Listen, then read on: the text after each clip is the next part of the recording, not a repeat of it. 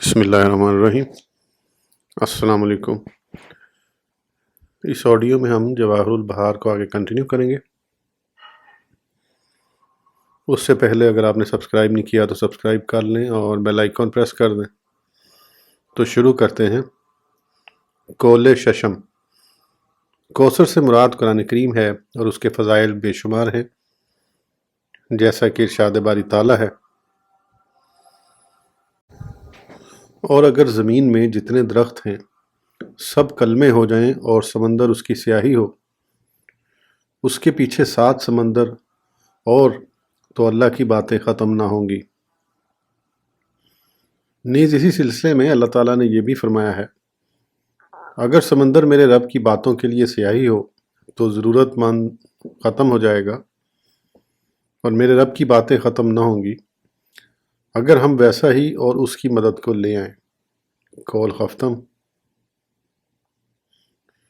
کوثر سے مراد اسلام ہے اور خدا کی قسم اسلام میں خیر کثیر ہے، کیونکہ اس کے ذریعے دنیا اور آخرت کی بھلائیاں حاصل ہوتی ہیں اور اسے چھوڑنا دارین کی بھلائی سے محروم رہنا ہے۔ اور ایسا کیوں نہ ہو جبکہ اسلام معرفت ہی کا نام ہے، یا معرفت کی ضروری باتوں کو اسلام کہتے ہیں۔ ارشاد رحمانی ہے، من یؤت الحکمۃ فقد اوتی خیرا کثیرا، اور جسے حکمت ملی اسے بہت بھلائی ملی۔ جب اسلام خیر کثیر ہے تو ثابت ہوا کہ کوثر یہی ہے۔ اگر یہ کہا جائے کہ رسول اللہ صلی اللہ تعالیٰ علیہ وسلم کو اسلام کے ساتھ خاص کیوں فرمایا گیا جبکہ اللہ تعالیٰ کی نعمتیں سب کے لیے ہیں، ہم کہتے ہیں کہ فخر دو عالم صلی اللہ تعالیٰ علیہ وسلم کے ذریعے ہی اسلام دوسروں تک پہنچا ہے، بس آپ کی ذات مقدسہ اسلام کے لیے اصل کی مانند ہے۔ کول ہشتم۔ کوثر سے مراد پیروکاروں اور ساتھیوں کی کثرت ہے، اور یہ یقینی بات ہے کہ نبی آخر الزماں صلی اللہ تعالیٰ علیہ وسلم کے اتنے پیروکار ہیں جنہیں اللہ تعالیٰ کے سوا کوئی شمار بھی نہیں کر سکتا۔ روایت ہے کہ رسول اللہ صلی اللہ تعالیٰ علیہ وسلم نے فرمایا، میں اللہ تعالیٰ کے خلیل یعنی حضرت ابراہیم علیہ السلام کی دعا اور حضرت عیسیٰ علیہ السلام کی بشارت ہوں۔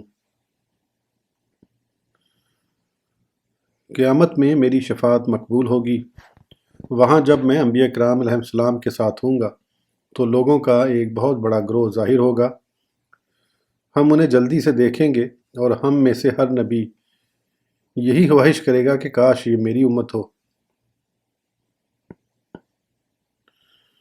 وضو کا پانی لگنے کے باعث وہ 5 کلیان نظر آ رہے ہوں گے، یعنی ان کے اعضائے وضو چمکتے ہوں گے۔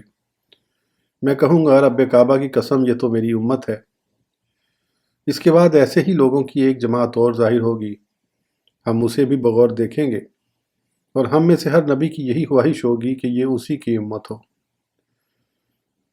ان کے اعضائے وضو بھی چمکتے ہوں گے اور میں کہوں گا رب کعبہ کی قسم یہ تو میری امت ہے۔ وہ بھی بغیر حساب کتاب کے جنت میں بھیج دیے جائیں گے۔ پھر ان جیسی تیسری جماعت ظاہر ہوگی، ہم انہیں بھی دیکھیں گے۔ ان کے متعلق بھی رسول اللہ صلی اللہ تعالیٰ علیہ وسلم نے وہی کچھ بتایا جو پہلی دونوں جماعتوں کے بارے میں بتایا تھا۔ اس کے بعد فرمایا میری امت سے یہ تینوں جماعتیں تمام مخلوق سے پہلے جنت میں داخل ہوں گی۔ فخر دو عالم صلی اللہ تعالیٰ علیہ وسلم نے فرمایا نکاح کرو اور نسل بڑھاؤ اور مسلمانوں میں عددی کثرت پیدا کرو تاکہ میں تمہاری کثرت کے باعث تمام امتوں پر فخر کروں۔ ہوا کوئی بچہ حمل کی صورت میں ساکت ہی کیوں نہ ہو گیا ہو، جب رسول اللہ صلی اللہ تعالیٰ علیہ وسلم ان کے سبب بھی فخر فرمائیں گے جو سن بلوغ کو نہ پہنچے ہوں، تو مسلمانوں کے حد و شمار سے باہر افراد کے بارے میں تمہارا کیا خیال ہے؟ لازمی ہے کہ اللہ تعالیٰ نے اس بہت بڑی نعمت کا ذکر کرنا پسند فرمایا ہوگا،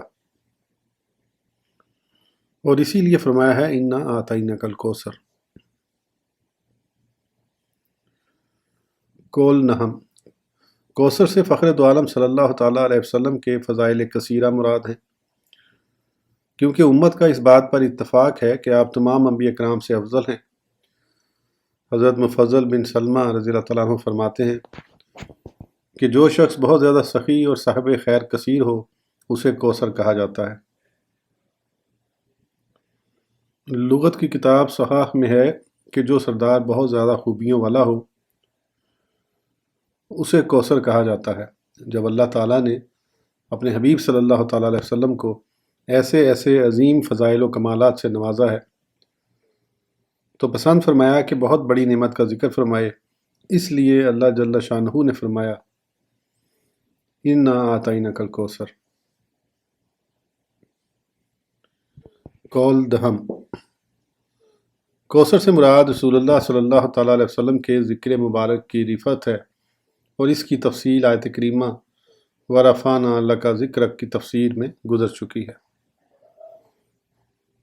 قول یازدہم، کوثر سے مراد علم ہے۔ علماء کرام فرماتے ہیں کہ کوثر کو اس معنی پر محمول کرنا کئی وجہ سے اولیٰ ہے، وہ وجوہات درجہ ذیل ہیں۔ علم خیر کثیر ہے، جیسا کہ اللہ جل شانہ نے فرمایا ہے وَعَلَّمَكَ مَا لَمْ تَكُنْ تَعْلَمْ وَكَانَ فَضْلُ اللَّهِ عَلَيْكَ عَظِيمًا، اور تمہیں سکھا دیا جو کچھ تم نہ جانتے تھے، اور اللہ کا تم پر بڑا فضل ہے۔ رسول اللہ صلی اللہ تعالیٰ علیہ وسلم کو اللہ تعالیٰ نے علم کی دعا مانگنے کا حکم دیا۔ مثلا فرمایا وَقُلْ رَبِّ زِدْنِی عِلْمًا، اے میرے رب مجھے زیادہ علم دے، اے میرے رب مجھے زیادہ علم دے۔ اللہ تعالیٰ نے علم و حکمت کو خیر کثیر بتایا ہے، جیسا کہ ارشاد باری تعالیٰ ہے وَمَن یُؤْتَ الْحِکْمَةَ فَقَدْ أُوتِیَ خَیْرًا کثیرًا، اور جسے حکمت ملی اسے بہت بھلائی ملی۔ کوثر کو یا ہم اخروی نعمتوں پر محمول کریں گے یا دنیاوی پر۔ اخروی پر محمول کرنا اس وجہ سے جائز نہیں ہے کہ باری تعالیٰ نے فرمایا ہے کہ ہم نے تمہیں کوثر عطا فرما دیا، یعنی یہ کام زمانہ ماضی میں ہو چکا اور جنت کی نعمتیں زمانہ مستقبل میں ملیں گی۔ ایسا تو نہیں ہے کہ وہ مل چکی ہوں۔ پس کوثر کو ان نعمتوں پر ہی محمول کرنا ہوگا جو آپ کو دنیا میں مل چکی ہیں، لیکن جتنی نعمتیں آپ کو دنیا میں مرحمت فرمائی گئی ہیں ان میں علم سب سے اعلیٰ و اشرف ہے، اور نبوت بھی علم میں داخل ہے، کیونکہ نبوت بھی کمالات علمیہ سے ہے۔ پس اس لفظ کوثر کو علم پر محمول کرنا واجب ہوا۔ جب اللہ تعالیٰ نے یہ فرمایا کہ ہم نے تمہیں کوثر مرحمت فرمائی تو اس کے بعد فرمایا کہ اپنے رب کے لیے نماز پڑھو اور قربانی کرو، لیکن جو چیز عبادات سے مقدم ہے وہ معرفت ہے، اسی لیے اللہ تعالیٰ نے سورہ نحل میں فرمایا ہے۔ ترجمہ، یہ ڈر سناؤ کہ میرے سوا کسی کی بندگی نہیں تو مجھ سے ڈرو۔ دوسرے مقام پر اللہ تعالیٰ نے یوں فرمایا ہے انانی انا اللہ لا الہ الا انا فاعبدنی، بے شک میں ہی اللہ ہوں کہ میرے سوا کوئی معبود نہیں۔ دونوں مقامات پر معرفت کا عبادت سے پہلے ذکر کیا ہے۔ نیز فصلے میں فا تقیب کے لیے ہے، جو اس بات کی دلیل ہے کہ کوثر کا عطا فرمانا ان عبادات کے موجب کی طرح ہے، اور یہ معلوم ہے کہ عبادات کا موجب صرف علم ہے، لہذا کوثر کو علم پر محمول کرنا بھی مناسب ہے۔ قول دو ازدہم، کوثر اخلاق حسنہ کو کہتے ہیں۔ علماء کرام فرماتے ہیں کہ اخلاق کا نفع عام ہے، جس کا فائدہ ہر عالم اور جاہل، جانور اور عقل مند سب کو پہنچتا ہے۔ جہاں تک علم کے فائدے کا تعلق ہے اس سے عقلاء ہی مستفید ہوتے ہیں، لیکن اخلاق حسنہ کا نفع ہر کسی کے لیے عام ہے۔ بس لفظ کوثر کو اسی معنی پر محمول کرنا واجب ہے۔ فخر دو عالم صلی اللہ تعالیٰ علیہ وسلم نفع عام پہنچانے والے تھے، اور امت محمدیہ کے حق میں تو گویا والد کی طرح تھے کہ ان کے عقدے حل فرماتے، ان کے مشکل امور میں کفایت کرتے، بلکہ خوش خلقی میں یہاں تک پہنچے ہوئے تھے کہ جب آپ کے دندان مبارک شہید کر دیے گئے تو اس وقت بھی آپ نے یہ دعا فرمائی، اللہم اہدی قومی فإنہم لا یعلمون۔ قول 13۔ کوثر سے مراد مقام محمود ہے جو مقام شفاعت ہے۔ دنیا کے بارے میں اللہ تعالیٰ نے فرمایا ہے، وَمَا كَانَ اللَّهُ لِيُعَذِّبَهُمْ وَأَنْتَ فِيهِمْ، اور اللہ کا کام نہیں کہ انہیں عذاب کرے جب تک کہ اے محبوب تم ان میں تشریف فرما ہو۔ اور آخرت کے متعلق سرور کون و مکان صلی اللہ تعالیٰ علیہ وسلم ارشاد فرماتے ہیں، میری شفاعت میری امت کے اہل کبائر کے لیے ہے۔ حضرت ابو ہریرہ رضی اللہ تعالیٰ عنہ سے روایت ہے کہ فخر دو عالم صلی اللہ تعالیٰ علیہ وسلم نے فرمایا، ہر نبی ایک خاص دعا کی اجازت دیا گیا اور وہ دعا قبول فرمائی گئی۔ میں نے قیامت میں اپنی امت کی شفاعت کے لیے اپنی دعا چھپا کر رکھی ہوئی ہے۔ قول 4۔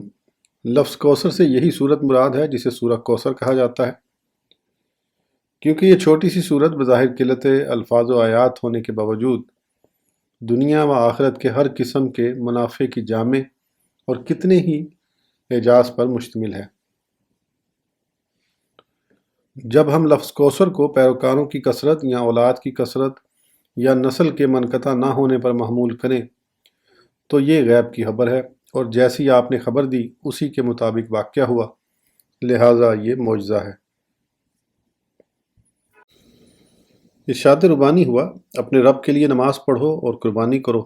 اس حکم میں زوال فقر و فاقہ کی جانب اشارہ ہے کہ مسلمان مالدار ہونے کے باعث قربانی کرنے کے قابل ہو جائیں گے، چنانچہ ایسا ہی واقعہ ہوا، اور یہ بھی غیب کی خبر ہونے کے باعث معجزہ ہے۔ اللہ تعالیٰ نے فرمایا کہ تمہارا وہ دشمن عاص بن وائل جو تم پر عیب چشمہ کر رہا ہے اس کی نسل منقطع ہے، چنانچہ ایسا ہی ہوا۔ یہ بھی غیب کی خبر ہونے کے سبب معجزہ ہے۔ اس صورت کے چھوٹا ہونے کے باوجود بھی مخالفین اس سے معارضہ نہ کر سکے۔ ثابت ہوا کہ قرآن کریم کا یہ کمال ہے کہ وہ اول سے آخر تک سراسر اعجاز ہے جو اس میں رکھا گیا ہے۔ اسی لیے تو چھوٹی صورت ہونے کے باوجود ماندین اس سے معارضہ نہ کر سکے، تو سارے قرآن مجید کا مقابلہ کرنے سے عاجز ہونا اور بھی واضح ہے۔ جب ان وجوہات کے تحت قرآن کا اعجاز ظاہر ہوا تو آپ کی نبوت ثابت ہو گئی۔ نبوت کے ثابت ہونے سے توحید باری تعالیٰ، معرفت ثان حقیقی، دین اسلام اور قرآن کریم کا کلام الہی ہونا ثابت ہو گیا۔ اور جب یہ چیزیں ثابت ہو گئیں تو دنیا اور آخرت کی تمام بھلائیاں ثابت ہو گئیں۔ لہٰذا یہ صورت ایک مختصر نقطے کی مانند ہے جو تمام مقاصد کو ثابت کرنے میں قوی اور کافی ہے۔ پس یہ بلحاظ الفاظ دیکھنے میں چھوٹی اور معنی و مطالب کے لحاظ سے بہت بڑی صورت ہے۔ پھر اس میں ایک خاصیت یہ بھی ہے کہ جب کسی دوسری صورت میں نہیں پائی جاتی کہ اس کی 3 آیتیں ہیں اور ان میں سے ہر آیت میں بھی معجزہ ہے، اور یہ خاصیت تمام صورتوں میں نہیں پائی جاتی۔ بائی وجوہات یہ احتمال موجود ہے کہ لفظ کوثر سے یہی صورت مراد ہے۔ قول 5۔ حضرت عبداللہ بن عباس رضی اللہ تعالیٰ عنہما سے منقول ہے کہ کوثر سے مراد اللہ تعالیٰ کی وہ نعمتیں ہیں جو نبی آخر الزمان صلی اللہ تعالیٰ علیہ وسلم کو مرحمت فرمائی گئی۔ کیونکہ لفظ کوثر کثیر نعمتوں کو شامل ہے، لہٰذا اس لفظ کو بعض نعمتوں پر محمول کرنا اور باقی نعمتوں کو نظر انداز کر دینا اولا نہیں ہے، پس واجب ہوا کہ اسے کل پر محمول کیا جائے۔ روایت ہے کہ جب حضرت سعید بن جبیر رضی اللہ تعالیٰ عنہ نے اس قول کو حضرت عبداللہ بن عباس رضی اللہ تعالیٰ عنہما کے حوالے سے بیان کیا تو بعض حضرات کہنے لگے کہ عام لوگ یہ کہتے ہیں کہ کوثر جنت کی ایک نہر کا نام ہے۔ حضرت سعید رضی اللہ تعالیٰ عنہ نے فرمایا کہ وہ نہر جو جنت میں ہے وہ بھی اسی خیر کثیر کا ایک حصہ ہے جو اللہ تعالیٰ نے نبی کریم صلی اللہ تعالیٰ علیہ وسلم کو مرحمت فرمائی ہے۔ بعض علماء کرام فرماتے ہیں کہ انا آتیناک الکوثر کا ظاہر مفہوم اس کا مقتضا ہے کہ اللہ تعالیٰ نے آپ کو کوثر مرحمت فرمایا ہے، تو ضروری ہوا کہ اس کو قریبی مفہوم پر محمول کیا جائے، جیسا کہ اللہ تعالیٰ نے آپ کو نبوت قرآن ذکر حکیم اور دشمنوں کے مقابلے میں نصرت سے نوازا ہے۔ علاوہ بری حوض کوثر اور وہ تمام ثواب جو آپ کے لیے تیار کیا گیا ہے، اگر اسے بھی کوثر کے مفہوم میں داخل مانا جائے تو جائز ہے، کیونکہ جس چیز کا اللہ تعالیٰ کی جانب سے وعدہ ہو وہ واقع ہونے کی طرح ہے، لیکن حقیقت وہی ہے جو قبل ازیں ہم بیان کر چکے ہیں، کیونکہ یہ چیزیں اگرچہ رسول اللہ صلی اللہ تعالیٰ علیہ وسلم کے لیے تیار فرمائی گئی ہیں، لیکن یہ کہنا کس طرح درست ہوگا کہ مکہ مکرمہ میں اس صورت کے نزول کے وقت وہ چیزیں نبی کریم صلی اللہ تعالیٰ علیہ وسلم کو عطا فرما دی گئی تھیں؟ ممکن ہے اس کا یہ جواب دیا جائے کہ جو شخص اپنے چھوٹے بچے کے لیے کسی قسم کے سامان کا وعدہ کرتا ہے تو یہ کہنا صحیح تصور کیا جاتا ہے کہ اس نے سامان بچے کو دے دیا ہے، حالانکہ اس حالت میں بچہ تصرف کرنے کا اہل نہیں ہوتا، واللہ تعالی عالم۔ رہا ارشاد الہی فصلی لربک وانحر، تو اس میں کئی مسائل ہیں۔ پہلا مسئلہ، اللہ تعالیٰ کے حکم فصل سے مختلف مفہوم مراد لیے گئے ہیں۔ اس سے مراد نماز کا حکم ہے۔ فصلی لربک سے مراد یہ ہے کہ اپنے رب کا شکر ادا کرو، یہ مجاہد اور اکرمہ کا قول ہے۔ تیسرا قول یہ ہے کہ فصلی لربک میں یہ حکم دیا گیا ہے کہ اپنے رب سے دعا کرو، کیونکہ نماز بھی دعا ہے۔ دوسرا مسئلہ ارشاد الہی ونحر سے مراد ونحر البدر یعنی اونٹوں کی قربانی ہے۔ عام مفسرین کرام کا یہی قول ہے۔ تیسرا مسئلہ، جن حضرات نے فصلی سے نماز مراد لی ہے ان سے اختلاف کیا گیا ہے۔ اللہ تعالیٰ نے نماز سے جن سے نماز مراد لی ہے، کیونکہ مشرکین مکہ خدا کے سوا فرضی معبودوں کی عبادت کرتے اور غیر اللہ کے لیے قربانی کرتے تھے، تو اللہ تعالیٰ نے اپنے حبیب صلی اللہ تعالیٰ علیہ وسلم کو حکم دیا کہ خدا کے سوا کسی اور کے لیے نماز نہ پڑھو اور غیر اللہ کے لیے قربانی نہ کرو۔ اللہ تعالیٰ نے اس سے عید کی نماز اور قربانی مراد لی ہے، کیونکہ لوگ قربانی کو نماز پر مقدم رکھتے تھے، لہٰذا اللہ جل شانہ نے یہ آیت کریمہ نازل فرمائی۔ حضرت سعید بن جبیر رضی اللہ تعالیٰ عنہ سے روایت ہے کہ فجر کی نماز مزدلفہ میں پڑھو اور قربانی منی میں کرو، فصلی لربک وانحر سے یہی مراد ہے۔ اس کے بعد امام فخر الدین رازی رحمۃ اللہ علیہ نے اس کے اور بھی فوائد ذکر کر کے ان شانیہ کا هو الابتر کی تفسیر بیان کی ہے کہ فخر دو عالم صلی اللہ تعالیٰ علیہ وسلم کے ایک صاحبزادے کے فوت ہو جانے پر کافروں نے آپ پر تان کیا کہ وہ ابتر مقطوع النسل ہے۔ اللہ تعالیٰ نے اپنے حبیب صلی اللہ تعالیٰ علیہ وسلم کی جانب سے بغیر کسی واسطے کے جواب دیتے ہوئے فرمایا کہ تمہارا دشمن و شاتم تم ہی مقطوع النسل ہے، تمہارا دشمن و شاتم ہی مقطوع النسل ہے۔ دوستی کا وتیرہ یہی ہوتا ہے کہ جب ایک دوست یہ سنتا ہے کہ اس کے دوست کو گالی دی جا رہی ہے تو خود اس کی طرف سے جواب دیتا ہے۔ یہاں بھی حق سبحانہ وتعالیٰ نے اپنے حبیب صلی اللہ تعالیٰ علیہ وسلم کی طرف سے جواب دیا ہے۔ قرآن کریم میں اور بھی کتنے ہی مواقع پر اس طرح جواب دینا مذکور ہے۔ مثلا ایک موقع پر کسی کافر نے اعتراض کیا، جو قرآن کریم نے یوں بیان فرمایا ہے۔ ترجمہ، کیا ہم تمہیں ایسا مرد بتائیں جو تمہیں خبر دے کہ تم پرزہ ہو کر بالکل ریزہ ریزہ ہو جاؤ تو پھر تمہیں نیا بننا ہے؟ کیا اللہ پر اس نے جھوٹ باندھا یا اسے سودا ہے؟ اس کے جواب میں اللہ تبارک و تعالیٰ نے فرمایا، بل الذین لا یؤمنون بالآخرۃ فی العذاب والضلال البعید، بلکہ وہ جو آخرت پر ایمان نہیں لاتے عذاب اور دور کی گمراہی میں ہیں۔ اور جس وقت کافروں نے اس معلم کائنات صلی اللہ تعالیٰ علیہ وسلم کے لیے لفظ مجنوں یعنی دیوانہ استعمال کیا تو اللہ جل شانہ نے قسم کھا کر فرمایا، ما انت بنعمت ربک بمجنون، تو اب تم اپنے رب کے فضل سے مجنون نہیں۔ جس وقت کافروں نے نبی آخر زمان صلی اللہ تعالیٰ علیہ وسلم سے لست مرسلا کہا تو اللہ تعالیٰ نے جواباً فرمایا، یاسین والقرآن الحکیم انک لمن المرسلین علی صراط مستقیم، حکمت والے قرآن کی قسم بے شک تم سیدھی راہ پر بھیجے گئے ہو۔ جب کافروں نے فخر دو عالم صلی اللہ تعالیٰ علیہ وسلم کے بارے میں یہ کہا ترجمہ: کیا ہم اپنے خداؤں کو چھوڑ دیں ایک دیوانے شاعر کے کہنے سے؟ تو اللہ رب العزت نے ان کا رد کرتے ہوئے فرمایا: بل جاء بالحق وصدق المرسلین، بلکہ وہ تو حق لائے ہیں اور انہوں نے رسولوں کی تصدیق فرمائی ہے۔ اس میں اللہ تعالیٰ نے اپنے حبیب کی تصدیق فرمائی، پھر آپ کے دشمنوں کو یوں وعید سنائی: انکم لذائق العذاب العلیم، بے شک تمہیں ضرور دکھ کی مار چکھنی ہے۔ اللہ تعالیٰ نے کفار کے ایک اعتراض کو یوں بیان کیا ہے: ام یاکلون شاعر نتربص بہ ریب المنون، یا کہتے ہیں یہ شاعر ہیں، ہمیں ان پر حوادث زمانہ کا انتظار ہے۔ اس کے جواب میں اللہ تعالیٰ نے فرمایا ہے: وما علمناہ الشعر وما ینبغی لہ، آگے تھوڑی زیر زبر مٹی ہوئی ہے۔ ترجمہ: اور ہم نے ان کو شعر کہنا نہ سکھایا اور نہ وہ ان کی شان کے لائق ہے، وہ تو نہیں مگر نصیحت اور روشن قرآن۔